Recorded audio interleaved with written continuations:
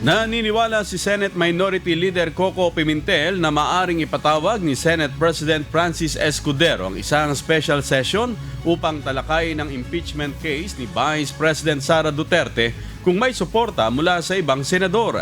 Iginit niya na may sapat na panahon ang Senado upang simulan ang impeachment trial sa Marso, lalo't pinaripaso na ni Escudero ang impeachment rules.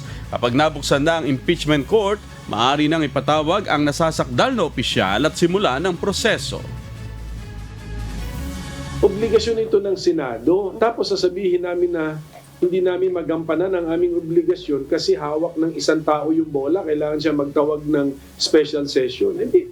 Paano naging obligasyon ng Senado yun na hindi pala namin magampanan ng sarili namin kasi naka-contingent pala siya sa kilos ng isang tao na labas sa Senado, the President. So, I think that's the wrong interpretation. Dapat kaya kumilos ang Senado para gampanan niya ang kanyang obligasyon. Patawagin niya kami.